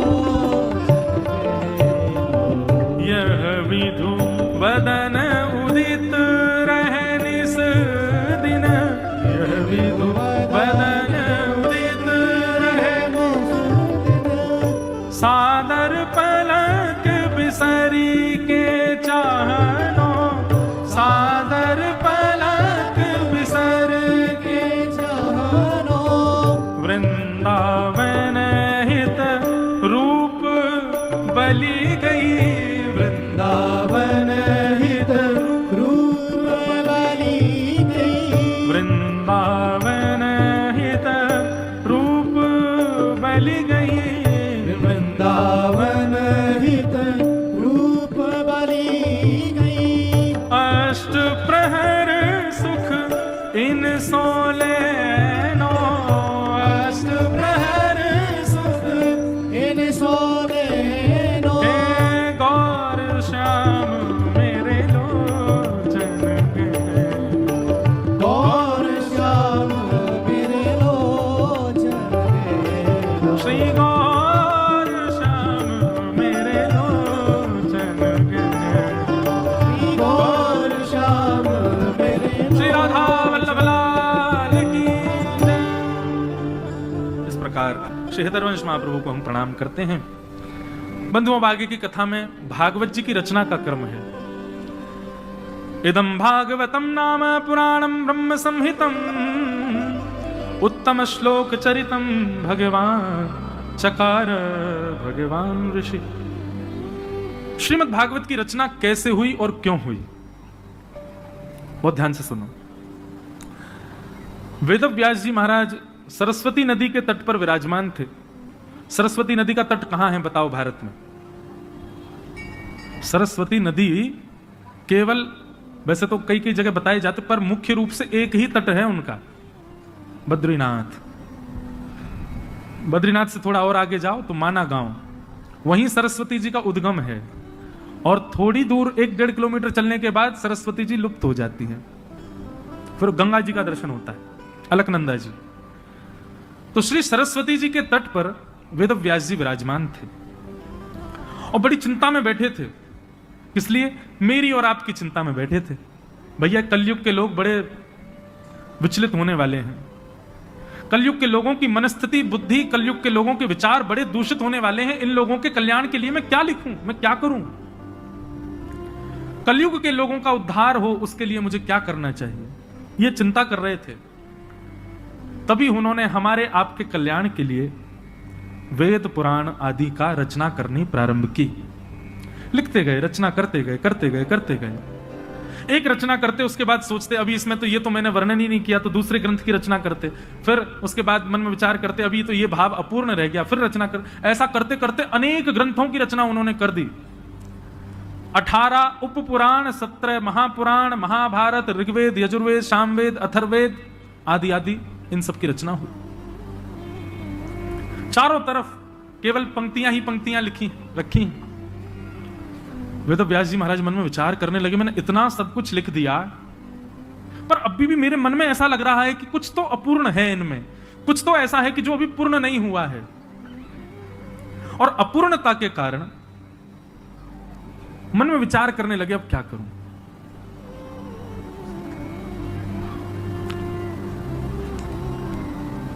चिंतित बैठे थे, तभी वहां नारद जी का आगमन हुआ। और नारद जी ने आकर के व्यास जी से पूछा, आप चिंतित क्यों हो? नारद जी से बोले, देखो मैंने कितने ग्रंथ लिखे, पर मेरे मन को शांति नहीं मिल रही है। नारद जी महाराज बोले, भगवान मैं बताऊं आपके हृदय को शांति क्यों नहीं है? बोले जी बताइए ना। तब नारद जी कहते हैं, बहुत ध्यान से सुनो, भागवत जी क्यों लिखी गई, कैसे लिखी गई? कि भवतानुदित प्रायम यशो भगवतो मलम येनैवासौ न तुष्येत मन्ये तद्दर्शनम खिलम् कि न यद्वचश्चित्रपदं हरेर्यशो जगत् पवित्रं प्रगणित करहि चेत् तद्वायुषं तीर्थमुशन्ति मानसा न यत्र हंसा निर्मन्तु शिक्षया। बहुत सावधानी से सुनो। नारद जी महाराज कहते हैं, बोले भगवान, जिस कीचड़ में कौवे स्नान करते हैं ना, वहां कभी हंस नहीं आते। हंस तो परम पवित्र जल में स्नान करता है, उसी में ही रहता है। और हंस का स्वभाव तो ऐसा हो रहा है कि जिस मान सरोवर में, आजकल हंस मान सरोवर में ही है, सौभाग्यवंत लोगों को दर्शन होता है। हंस का स्वरूप है, यदि जिस सरोवर में वो रहता है वहां एक तिनका भी डाल दिया जाए तो हंस तुरंत आएगा निकालने के लिए। वो अपवित्र स्थान पर रह ही नहीं सकता। ये एक तर्क दिया नारद जी ने कि जिस जलाशय में कौवे स्नान करते हैं वहां हंस नहीं आते। बोले महाराज मैं आपकी बात समझा नहीं। बोले भगवान, ऐसे जलाशय का निर्माण करो जिस जलाशय में अन्य अन्य पक्षी नहीं, हंस का आगमन हो। हंस का आगमन परम पवित्र, परम शुद्ध, परम चैतन्य, परम शांत जलाशय में होता है, अन्यथा हंस आता नहीं है। महाराज मैं आपको सांकेतिक रूप से यह बात कहना चाहता हूं, आपने जितनी भी रचना की है, जितने भी आपने पोथियां लिखी हैं, सब में ज्ञान है, सब में श्रेष्ठताएं हैं, सब में अद्भुतताएं हैं, पर घुमा फिरा करके देखा जाए तो चार ही बातें हैं: धर्म, अर्थ, काम, मोक्ष, चतुर्विध पुरुषार्थ। और इन चतुर्विध पुरुषार्थों की प्राप्ति के लिए ही आपने सारे ग्रंथों के निर्माण किए हैं।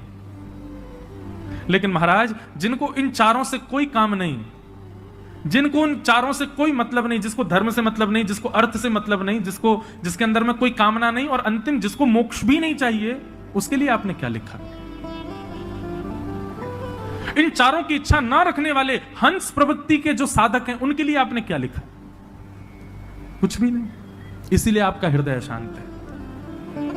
बहुत सावधानी से सुनिएगा। वे तो व्यास जी बोले संसार में इन चार चीजों की प्राप्ति तो संसार करना चाहता है, धर्म, अर्थ, काम, मोक्ष। पांचवी तो कोई वस्तु है नहीं। नारद जी बोले नहीं, पांचवी एक वस्तु है, और जो उस पांचवी वस्तु का साधक होता है उसको इन चारों से कोई अभिप्राय नहीं होता। और वो पांचवी वस्तु क्या है? वो पांचवा पुरुषार्थ क्या है जिसकी साधना करने वाला इन चारों के वश में नहीं रहता, इन चारों की उपासना नहीं करता? बोले पांचवा पुरुषार्थ का नाम है प्रेम। प्रेम का जो पथिक है उसको ना तो धर्म की चिंता होती, प्रेम का जो पथिक है उसको ना ही अर्थ की चिंता होती, प्रेम का जो पथिक है ना ही उसके चित्त में कोई कामना होती, और प्रेम का जो पथिक है उसको मोक्ष की भी चिंता नहीं होती। ऐसे प्रेम के पथिकों के लिए आपने क्या लिखा? कुछ भी नहीं। इसीलिए आपका हृदय अशांत है। भवतानुदित प्रायम यशो भगवतो मलम येनैवासौ न तुष्येत मन्ये तद्दर्शनम खिलम। नाथ, आपने जितना कुछ भी लिखा है इनसे प्रेम पथिक, प्रेम के उपासकों का कोई अभिप्राय सिद्ध नहीं होगा। प्रसिद्ध कथा है, आप सब जानते होंगे। ठाकुर जी को ज्वर चढ़ा था, वैद्यों ने कहा वैष्णवों की चरण धूलि लाओ, भगवान के माथे से लगाओ। सबने मना कर दिया। लेकिन जब नारद जी वृंदावन की गोपियों के पास में जाकर के कहते हैं कि ठाकुर जी को ज्वर चढ़ा है और वैद्यों ने रसिकों की, वैष्णव जनों की चरण रज मांगी है, गोपियों ने भर भर के चरण रज दे दी। नारद जी महाराज कहते हैं आपको डर नहीं लगता? गोपियों बोली किस बात का डर? बोले आपकी चरण रज भगवान के माथे से लगेगी, आपको पता है इसका क्या आपको भोगना पड़ेगा पाप? अरे भैया, मंदिरों में तो ठाकुर जी के सामने कमर कर दें, पीठ कर दें ठाकुर जी को तो भी अपराध माना जाता है। आप अपने चरण रज भगवान के मस्तक पर लगाने के लिए दे रही हैं। मानता हूं कि यह औषधि आवश्यक है, परंतु आपको यह विचार नहीं होता कि इसके लिए आपको नरक जाना पड़ेगा। गोपियां कहती हैं नारद, यदि हमारी चरण रज देने से श्री कृष्ण की पीड़ा दूर होती है तो ऐसी चरण रजों का भंडार खोल देंगी द्वारिका में, और भले ही उसके लिए हमको नरक जाना पड़े, 2000 वर्ष तक नरक रहना पड़े, हम नरक स्वीकार कर लेंगे, लेकिन कृष्ण पीड़ा में है ये स्वीकार नहीं कर सकते। हम अपना कष्ट स्वीकार कर लेंगी, यम के कोड़े स्वीकार कर लेंगी, लेकिन कृष्ण पीड़ा में है, ये तो नरक से भी ज्यादा बड़ी वेदना है हमारे लिए, हम उसको स्वीकार नहीं कर सकते। बताओ, क्या आपको यहां धर्म दिखाई दिया? धर्म तो कहता है भगवान के आगे चरण नहीं करने चाहिए। क्या आपको यहां अर्थ का दर्शन हो रहा है? अर्थ का दर्शन होता तो वो काम किया जाता जिससे ठाकुर जी प्रसन्न हो, ठाकुर जी रीच करके कुछ दें, पर यहां पर अर्थ भी नहीं है, ठाकुर जी की प्रसन्नता है, बस कोई कामना भी नहीं है। अपनी चरण रज देकर के मानो गोपियों ने कुछ मांग लिया हो ना, और मोक्ष की तो कामना है ही नहीं, कोड़ों के लिए तैयार बैठ गई हैं गोपियां, यमराज हमको कोड़े बरसाते वो स्वीकार है, लेकिन कृष्ण पीड़ा में ये स्वीकार नहीं। उसी समय नारद जी ने कलम उठाई और नारद भक्ति सूत्र का निर्माण किया, और उसमें जब प्रेम की व्याख्या करते हैं नारद जी तो कहते हैं, हे प्रेम पथिकों, सावधान हो जाओ, यदि प्रेम के उपासक बनना चाहते हो तो तुमको किसका पालन करना है? बोले यथा ब्रज गोपिकाना, ब्रज की गोपियां, ये ब्रजवासी, यही आपको प्रेम सिखा सकते हैं, और कोई प्रेम नहीं सिखा पाएगा। तो प्रेम के जो उपासक होते हैं, अरे भाई, सामान्य संसार में किसी कन्या से प्रेम करने वाला, सामान्य संसार में किसी सामान्य कन्या के प्रति प्रेम रखने वाला, वो क्या क्या नहीं कर बैठता है। धूप ताप का भी विचार नहीं करता,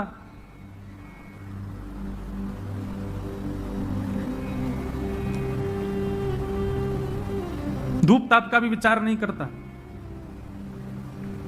अपनी प्रेयसी के लिए सारी हदें पार कर देता है। धूप में खड़ा हो जाएगा, बारिश में आ जाएगा, उस गली में ही बैठा रहेगा जहां उसकी प्रेयसी रहती हो, इतना तो वो भी करता है। माता पिता से लड़ लेगा, सब काम कर लेगा, लेकिन अपनी प्रेयसी को नहीं त्याग सकता। ये तो सामान्य प्रेमी का लक्षण होता है कि वह भी सारी चीजों से ऊपर उठ जाता है। संसारिक दूषित प्रेम करने वाला भी ऐसा हो जाता है, तो श्याम सुंदर से प्रेम करने वाले वो धर्म अर्थ काम मोक्ष के कैसे उपासक हो सकते हैं?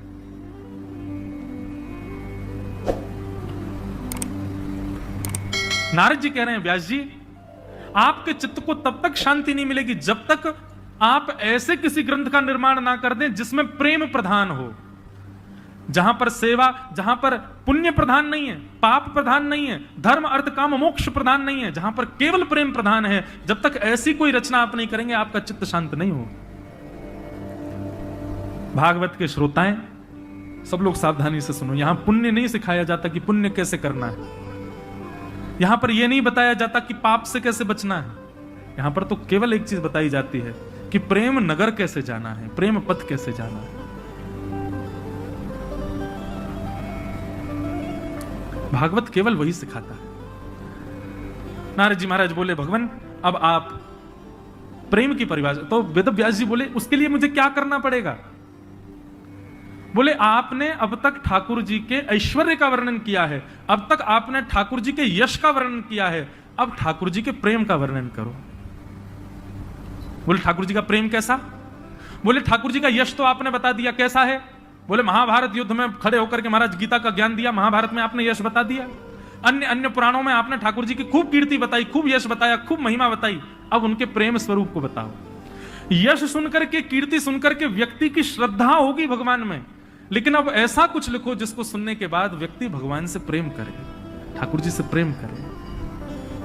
जिस प्रेम का अधिकार वो अपने प्रियजनों को देता है, वो प्रेम का अधिकार वो ठाकुर जी को प्रदान करे, ऐसा कुछ लिखो। और वो कब होगा? जब आप ठाकुर जी के यश को प्रधान ना देकर के ठाकुर जी के गुण को प्रधानता दो। रसखान कहते हैं, ताही अहीर की छोहरिया छचिया भरी छाछ पे नाच नचायो। ये ठाकुर जी का यश नहीं है, ये ठाकुर जी का गुण है। कैसा गुण? बोले तीनों लोगों को अपनी भ्रगुटी पर नचाने वाला श्री कृष्ण, वृंदावन में उनकी क्या स्थिति है? जब यशोदा मैया गंगा यमुना जल भरवे जावे तो लाला को अपनी, अच्छा हमारे ब्रज में लाज मर्याद बड़ी पालन करती हैं माताएं, इतना इतना घूंघट करके रहेंगी। यशोदा मैया की आयु भले 80 वर्ष की है, परंतु अभी भी यमुना जल भरने जाती हैं घूंघट करके जाती हैं। क्यों? अरे भाई इतने सारे लोग हैं बाहर, कौन कौन पुरुष बैठे होंगे, सबके सामने थोड़ी भाव से जाती हैं। अब मैया जाती यमुना जल भरवे, लाला रोवे, मुंह ले चल मैया, मैं चलूंगो, मैं ना रह रो, धरती पर लेट जाए। तो यशोदा मैया के अच्छा कर, एक काम कर लाला, मैं तो मटकी पकड़ूंगी तो तेरा ध्यान कैसे धरूंगी, तो एक काम कर तू मेरी साड़ी को एक छोड़ पकड़ ले, तू या पीछे पकड़ के चले कर। आगे आगे यशोदा मैया अपनी मटकी संभालती भाई जा रही है, और पीछे नंद नंदन नन्हे से 3.5 वर्ष के हैं, पीछे मैया की वो पल्लू पकड़ करके पीछे पीछे चल रहे हैं। और जैसे ही श्याम सुंदर निकलते हैं, गोपियों में अफरा तफरी मच जाती है, और सब गोपियां तैयार हो जाती हैं, कोई खिड़की पर, कोई अटारी पर, कोई छत पर, कोई बहाने से बस उस मार्ग पर जा रही है जहां से यशोदा जी आ रही है। क्यों? लाला को देख लेंगे। एक बहुत सुंदर पद है, चलो सखी निरखिए नंद कुमार। सब सखियां आपस में योजना बनाती हैं, बोले आज कन्हैया को कैसे देखना है, बहाने ढूंढती हैं। ठाकुर जी जब निकलते हैं उन गोपियों के भवन के आगे से, तो सब गोपियां कोई ना कोई गुप्त प्रलोभन ठाकुर जी को देती हैं कि ठाकुर जी उनकी तरफ देख लें। नन्हे से ठाकुर जी एक हाथ से तो मैया की चुन्नी पकड़ रखी है, दूसरे हाथ से अपने अंगूठा को चूसते हुए जा रहे हैं, और यहां गोपियां ठाकुर जी को लोभ प्रलोभन दे रही हैं। कोई गोपी किसी भाव का प्रलोभन, कोई गोपी मोर पिच्छ का प्रलोभन, कोई काली कमली का प्रलोभन, कोई नृत्य का प्रलोभन, कोई किसी वस्तु सामग्री का प्रलोभन दे रही है। परंतु एक गोपी क्या करती है, धौरी गैया का दूध काट करके बढ़िया उसको जमा करके वहां को सुंदर मक्खन निकारो है, वह मक्खन को अपने हाथ में लेके स्वयं बाहर नहीं आती है, खिड़की से केवल हाथ बाहर कर ले अपनों। अब यशोदा मैया तो निकली, लेकिन ठाकुर जी की दृष्टि पड़ गई वही मक्खन पे। अब लाल जी वह मक्खन को देखें, रुक जाएं, लेकिन मैया को पल्लू खींचे तो चलन लगे। गोपी मक्खन दिखा के इशारों कर रही है, इतको आ जा। ठाकुर जी मैया की साड़ी छोड़ दें और वह गोपी के भवन में प्रवेश कर जाएं। जैसे ही प्रवेश करते हैं महाराज, सारी गोपियां भागती हैं अपने अपने घरों, सब उसी के घर में प्रवेश कर जाती हैं, भीतर से चटकनी लगा करके, और ठाकुर जी बैठा लिए बीच में, चारों तरफ बैठ गई सबरी गोपी, और सब निरख रही हैं श्याम सुंदर को। तब ठाकुर जी कहते, तुम मुंह को ऐसे काय को टुकुर टुकुर देख रही हो, मैं तो मक्खन खावे आया हूं, मक्खन खवाओ, मेरी मैया चली गई, मैं शिकायत कर दूंगा। तो गोपियां कहती हैं, अच्छा लाला मक्खन खाएगो? बोले हाँ। ऐसे ना मिलेगो, कछु मोल देनो पड़ेगो तो को। ठाकुर जी बोले अभी कमाई मैं करूं ना हूं, जब कमाई आ जाएगी तब दूंगो। बोले ना लाला तू दूसरा मोल दे दे। बोले कहां मोल दूं बता। बोले काम करने के नाच के दिखाई दे हमें, नहीं नृत्य करके दिखा। नन्हे से ठाकुर जी के नेत्रों में आंसू आ रहे हैं, यशोदा मैया को याद कर रहे हैं, लेकिन गोपियों ने पकड़ रखा। बोले पहले नाच हमारे आगे। देवता आकाश से दंडवत करते हैं गोपियों को, बोले ये त्रिलोकी नाथ है जिसकी भ्रगुटी पर तीनों लोक नृत्य करता है, वो इन गोपियों के सामान्य से मक्खन पर ठुमुक ठुमुक करके नाच रहे हैं। तब रसखान लिखते हैं, ताही अहीर की छोहरिया छचिया भरी छाछ पे नाच नचायो। उस परब्रह्म को जिसके आगे महादेव भी हाथ जोड़ के खड़े रहते हैं, जिसके आगे साक्षात ब्रह्मा भी हाथ जोड़ करके खड़े रहते हैं, जिसके आगे तीनों लोग थरथर कांपते हैं, वो ब्रजवासी इन अहीरों की छोरियों के आगे ऐसे नृत्य करते हैं जैसे अगर नाचे नहीं तो तीनों लोग चुरा ले जाएंगी गोपी इनसे। बताओ, इस लीला में ठाकुर जी का यश प्रकट होता है कि ठाकुर जी का प्रेम प्रकट होता है? ठाकुर जी का प्रेम प्रकट होता है। धर्म तो कहता है भगवान को सिंहासन पर बिठाओ, धर्म तो कहता है ऐसा कुछ मत करो जिससे भगवान को तकलीफ हो, लेकिन प्रेम कहता है वो सब जायज है, यहां सब कर सकते हैं। ठाकुर जी को उखल से भी बांध सकते हैं, ठाकुर जी को नचा भी सकते हैं। ठाकुर, अरे कहां तक कहें महाराज, ए ब्रजवासी की ऐसे ऐसे मधुमंगल श्रीदामा ठाकुर जी कोई घोड़ा बना के उन पर चढ़ जाए, और ठाकुर जी की जो 2 बहनी मैया 2 चुटिया बना दे, वही चुटियान कोई पकड़ ले, बोले चल लाला जहां को चोटी खींचे वहीं को चलियो, और ठाकुर जी चलते हैं। देवता आकाश में खड़े खड़े चिंता करते, बोले कि अरे भैया तुम भगवान के केश खींच रहे हो, तुमको पता उनका एक रोआ भी टूट गया तो एक ब्रह्मांड नष्ट हो जाएगा वहां का। लेकिन ब्रजवासियों का ये प्रेम है बंधुओं, ये ऐश्वर्य नहीं है ठाकुर जी का। नारद जी ने कहा आपके चित्त को तब तक शांति नहीं मिलेगी जब तक आप ठाकुर जी के प्रेम का बखान नहीं करोगे, प्रेम को प्रकट नहीं करोगे। और उस प्रेम को प्रकट करने के लिए भगवान के प्रेम स्वरूप का स्मरण करो। समाधिनानुस्मर तद विचेष्टितम, आप समाधि लगाओ और समाधि लगा करके भगवान के उत्तम श्लोक, उनके उत्तम लीलाओं का चिंतन करो और चिंतन करके उन लीलाओं का सुंदर भाव वर्णन करो। तब श्री वेदव्यास जी महाराज ने नेत्र बंद करके चिंतन किया और वर्षों तक चिंतन करते करते करते करते जो भाव चित्त में प्रकट हो रहे थे, जो भाव मन में प्रकट हो रहे थे, उन्हीं भावों को जब प्रकट करके अवतरित किया गया, उतारा गया, तभी पुराण संहिता, पुराण सम्राट श्रीमद् भागवत की रचना हो गई। बोलो भागवत महापुराण की जय। अब समझ आई भागवत जी की रचना कैसे हुई। भागवत जी का मूल आधार क्या है? तप नहीं, जप नहीं, योग नहीं, साधना नहीं, नियम नहीं, धर्म नहीं, अर्थ नहीं, काम नहीं, मोक्ष नहीं। भागवत जी तो केवल एक आधार को लेके, प्रेम। इनसे प्रेम की ही कामना करो, ये प्रेम से भर देंगी आपको, ये प्रेम ही प्रदान करती हैं। और जब प्रेम से ओतप्रोत हो, मैं एक बात कहता हूं कथा में, हम सब कौन है? हम सब गुल्ला हैं। कौन है? गुल्ला। और श्रीमद् भागवत जी कथा क्या बोले? ये रस है। इसको जितना भरोगे, जितना भर लोगे, जितना भर लो, सो क्या बन जाओगे। और जैसे ही रसगुल्ला बन जाओगे, सो ही ठाकुर जी आपको भोग लगावे आ जाएंगे, आपके समीप आ जाएंगे। ठाकुर जी समीप कब आते हैं? जब रस युक्त होते हो। भाई गुल्ला जब युक्त हो, जब गुल्ला तब गुल्ला, जब गुल्ला तब गुल्ला। और कौन सा? यज्ञ गुल्ला। ठाकुर जी को रस नहीं आएगा। अरे वाह, गुल्ला खा के कौन? एक व्यक्ति हैं, उनको डायबिटीज, वो क्या करते हैं? रसगुल्ला को पहले 5 बार पानी में धोते हैं। रसगुल्ला को 5 बार पानी में धोते हैं। पानी में धोने के बाद फिर निचोड़ देते हैं। निचोड़ने के बाद में फिर उसको पाते हैं। काय बात को फिर पाई क्यों रहे हो भाई? क्यों अत्याचार? बेचारे रसगुल्ला पर क्यों अन्याय कर रहे हो? रसगुल्ला तो रस युक्त हो तब पाया जाता है। तो हम सब गुल्ला हैं और ये भागवत की कथा रस की चाशनी है। आप जब जब इधर उधर देखते हो ना, समझ लेना उसी समय रस आया था और आप उससे वंचित रह गए, आप अकेले गुल्ला ही रह गए। इसलिए बार बार कहता हूं, ध्यान से सुनो, ध्यान से सुनो, ध्यान से सुनो। क्यों? बोले चाशनी की कढ़ाई एक ही है, गुल्ला इतने सारे हैं। तो भैया सबरे रसयुक्त होंगे जरूरी नहीं है। वही रसयुक्त है पाए को जो कढ़ाई की आकृति समझ करके चुपचाप भिचके में बैठ जाए, घुस जाए कढ़ाई में, वही रसयुक्त है जाएगा। तो ये श्रीमद् भागवत चाशनी है भैया रस की। या मैं अपने आप को शराब और कर लो, 7 दिन को समय मिलो है आपको, वंचित मत रहो। ऐसा रसयुक्त स्वयं को कर लो कि ठाकुर जी आपका सेवन करने, आपका भोग लगाने आपके पास पधारे। भागवत की रचना को बोलो भागवत महापुराण की जय। लोकस्य जानतो विद्वांस चक्रे सात्वत संहितान। श्रीमद् भागवत को संहिता कहा जाता है। संहिता का मतलब सम्यक हितम यासा संहिता, जो सबका हित करे। आपको पता है किस किस का हित होता है कथा में? सुनाने वाले का हित, सुनने वाले का हित। केवल इतना ही नहीं, यहां पर कई सारे छोटे छोटे कीड़े मकोड़े भी विचरण कर रहे होंगे, उनका भी हित। और केवल उन्हीं से काम नहीं, आप इस मार्ग से जो जो सामने से गुजर करके जा रहे होंगे और बस ये देखने के लिए कि यहां चल क्या रहा है, ऐसे